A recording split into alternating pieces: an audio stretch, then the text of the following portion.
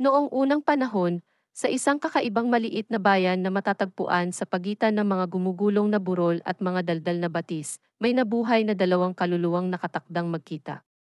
Ang mga pangalan nila ay Cheche at Jan. Si Cheche ay isang malayang artista, ang kanyang mga canvases ay pinalamutyan ng mga makulay na kulay na tila sumasayaw sa buhay. Nakakita siya ng kagandahan sa pinakasimpleng mga bagay, at ang kanyang pagtawa ay umalingaw na parang himig sa mga lansangan.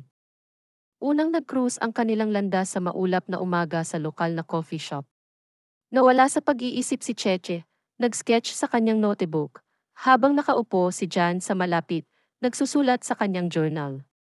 Nagtama ang kanilang mga mata sa mga umuusok na tasa ng kape at sa sandaling iyon, may gumalaw sa loob nila.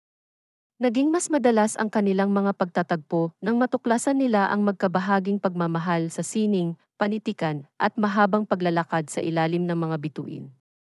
Sa bawat araw na lumilipas, ang kanilang koneksyon ay lumalim, tulad ng mga ugat ng isang sinaunang puno na nagsasalo-salo sa ilalim ng lupa. Ngunit ang buhay, gaya ng madalas nitong ginagawa, ay naghaharap ng mga hamon nito. Naghamon si Jan ng mga pagdududa at pangamba, sariwa pa rin sa kanyang puso ang kanyang mga nakaraang sugat. At si Cheche, sa kabila ng kanyang panlabas na pagtitiwala, ay nakipagbuno sa kanyang sariling kawalan ng katiyakan. Gayunpaman, sa lahat ng ito, nakatagpo sila ng aliw sa mga bisig ng isa't isa, isang santuwaryo kung saan ang kanilang mga takot ay maaaring matunaw tulad ng nyebe sa araw ng tagsibol. Sabay silang tumawa, umiyak at lumaki ng magkasama, ang kanilang pagmamahalan ay namumukadkad na parang bulaklak sa init ng araw. At sa gayon, laban sa lahat ng pagkakataon, nagsulat sina Cheche at Jan ng kanilang sariling kwento ng pag-ibig, isang kwento ng dalawang kaluluwa na pinagbuklod ng magiliw na kamay ng tadhana.